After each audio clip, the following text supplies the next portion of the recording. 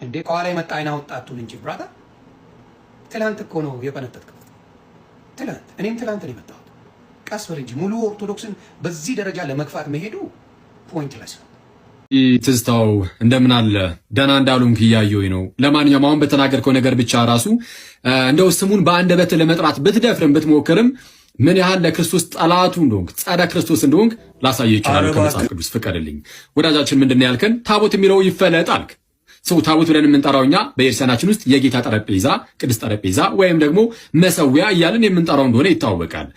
ወደ ፕሮቴስታንቱ ስትሄዱ በተለይ በጴንጤ አዳራሾች ውስጥ የጌታ ጠረጴዛ ወይም መሰዊያ የለም። ስለዚህ ወዳጃችን እናንተ ጋር ያለውንም ፍለጡት አለን።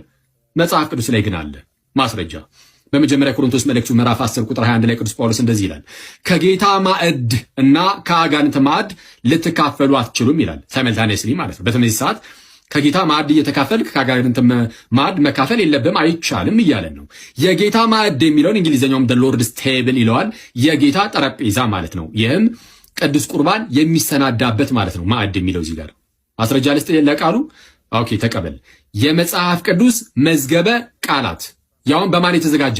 በመጽሐፍ ቅዱስ ማህበር። የመጽሐፍ ቅዱስ ማህበር የራሳቸው የፕሮቴስታንቶችም ጭምር ነው። ሰው ገጽ 54 ላይ እንዲህ ይላል። ስክሪን ላይ ተመልከቱ። ማዕድ ይልና የምግብ ጠረጴዛ ካለ በኋላ ዝቅ ብሎ ማርክ ያረኩበትን እዩ። ቅዱስ ቁርባን የሚሰናዳበት የጌታ ማዕድ ይባላል ይልና የቱ ነው የሚጠቅሰው? አሁን የጠቀስንላችሁን አንደኛ ቆሮንቶስ ምዕራፍ 10 ቁጥር 21። ወዳጃችን ግን ምን ይላል? የጌታን ጠረጴዛ ሰንጥቁ ፍለጡ ብሎ ሲናገር እናያለን።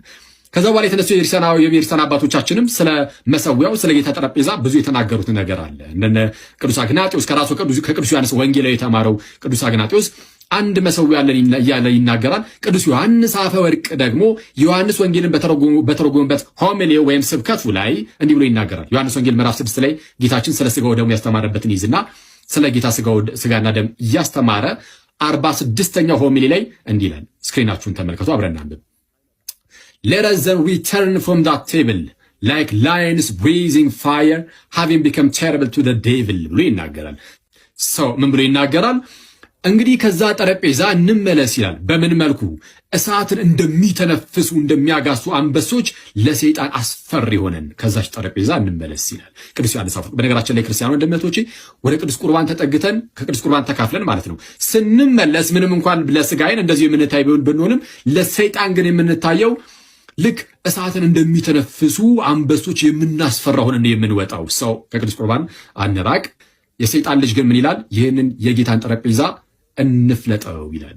ወዳጄ አንተ ወደ ክርስቲያን ብትመለስ ለቤተ ክርስቲያን ጥቅሟ አንድ ብቻ ነው፣ ይህም ደስታዋ ነው። ዮኒ ያሳፍራል። ያወራ ያለው ነገር ያሳፍራል። ያልከው ያለው ንጹህ ወንጌል ሰባኪ ከሆንክ የባንክ አካውንት ምን ያደርጋል? ዮኒ ያሳፍራል። ያወራ ያለው ነገር ያሳፍራል። ያልከው ያለው ነገር የለጠፍከውን ማውራት ያሳፍራል። ምን ይጠቅመሃል? ስልክ ቁጥር አስቀመጥክ፣ የባንክ አካውንት አስቀመጥክ። የባንክ አካውንት ለምን አስቀመጥክ ስላልኩ ያሳፍራል። እኔ ንግግሬ አስገቡ ቤተሰብ የምትችሉ ለቸርች እርዳታ ኖ አካውንቱ ታዲያ ለምንድን ነው የተቀመጠው? አያስፈልገኝም። ለምን እሺ አካውንቱን አስቀመጥከው? አንተ እኔን አይደለም በመጀመሪያ ደረጃ ለወንጌል አማኝ ያለው ጥላቻ እያሳየክን። ነገር ግን ዮኒ ከእንደዚህ አይነት ደቡብ ማለት በመጀመሪያ ደረጃ የደቡብ ህዝብንማ አጠባችሁት። አባቴ ፕሮፌት ነኝ እግዚአብሔር ሰው ነኝ ምናምን እያላችሁ ዋቴ እያረጋችሁ የደቡብ እነ ዲቻን አጥባችሁ በላችሁ። ይመች አባቴ። ሸቅል የት አባቱ ሸቅልበት ሸቅል አባ ዮኒ ከእንደዚህ አይነት ሀሳብ ብትመለስ መልካም ነው። ለትውልድ የሚገነባ ነገር ደቡብ በሙሉ ብለህ በአጠቃላይ ደቡብን ያጭበረብራችሁ። ጉራጌን አታጭበረብረውም፣ ስልጤን አታጭበረብርም፣ ሌላውን አጭበርበር። ጉራጌና ስልጤ መጥቶ የሆነ ቲሸርት ይሸጥልሃል እንጂ አይሸጡም። ዘይቱም ቲሸርቱም ከስልጤና ከጉራጌ ነው የምታገኘው።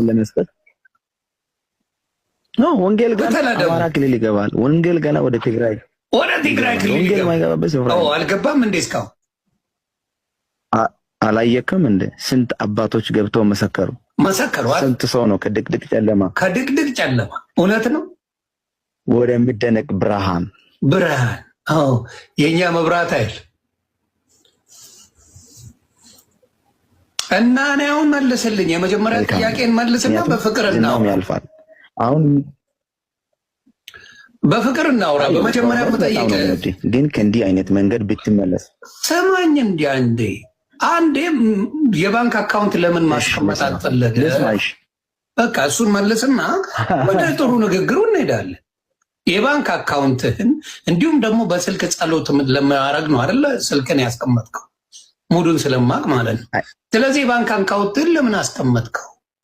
እስቲ ንገረኝ። በሙሉ ነቢያቶች በነገራችን ላይ ቲክታክ ላይ የሚመጡት የባንክ አካውንት አላቸው፣ ስልክ ቁጥር አላቸው። የፈረደባቸው የአረብ ሀገር ሴቶች አሉ፣ እነሱ ይገሸለታሉ። ቀጥል፣ ንገረኝ፣ ለምን አስቀመጥከው? ይሁን እንወዳለን። ከእንዲህ አይነት ሀሳብ ብትመለስ ለክርስቶስ ወንጌል እንቅፋት ባትሆን፣ ለዚህ ወንጌል እንቅፋት ባትሆን ይመረጣል። ምክንያቱም አረ ጥያቄን መልስልኝ። እንቅፋቱን አብረን እንደርስበታለን። እንቅፋት እኮ አብረን እንደርሳለን። መጀመሪያ ጥያቄን መልስልኝ። እንዴ ከኋላ የመጣ አይና ወጣቱን እንጂ ብራታ፣ ትላንት እኮ ነው የፈነጠጥከው። ትላንት እኔም ትላንት ነው የመጣሁት። ቀስ በል እንጂ ሙሉ ኦርቶዶክስን በዚህ ደረጃ ለመግፋት መሄዱ ፖይንትለስ ነው። በጣም በጣም በጣም የሚደብር ነገር ነው። ስለዚህ ጭራሽ የኢትዮጵያን ካላንደር ቀይሩልኝ፣ ያዙ ይልቀቁኝ ማለት ጀመርክ።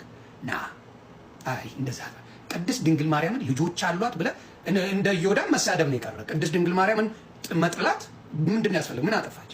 ምን በደለች? ምንድን ያደረገችን? እኛ ያደረገችን ነገር አለ እንዴ? ያልገባኝ አንዳንድ ከኦርቶዶክስ የወጡ ፕሮቴስታንት ወንድምና እህቶቼ የማርያም ጥላቻን ባታሳዩ ጥሩ ነው። በጣም ነው መወዳት፣ ኤክስትሪምሊ በጣም አድርጌ ነው መወዳት። ማምለክና መውደድ ለይቼ ማክሰው ነኝ። አዳኝ ኢየሱስ ነው። ቅድስት ድንግል ማርያም እናታችን ናት። በሙሉ የፕሮቴስታንት እናት ቅድስት ድንግል ማርያም ናት። መጽሐፍ ቅዱስ ነው የሚለኝ፣ እኔ አይደለሁም።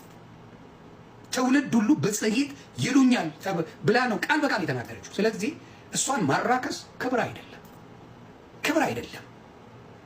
ስለዚህ መውደድ አለብን፣ ማክበር አለብን። ቱዘ ኤክስትሪም ይወዷታሉ። እኔ ግን የሚገባትን ክብር እሰጣለሁ ለቅድስት ድንግል ማርያም። በደንብ የሚገባትን ክብር እኔ እሰጣታለሁ። ስለዚህ የሆነ እልህ መያዝን አቁመውና ስብከት የተባረከች እንደሆነች ቅዱስ ገብርኤል መጥቶ አበሰረ፣ ሰላምታ ሰጣት። እንዴ የምን ኩርፊያ ነው? ጸቡ ከቅድስት ድንግል ማርያም ጋር ነው እንዴ? ጸቡ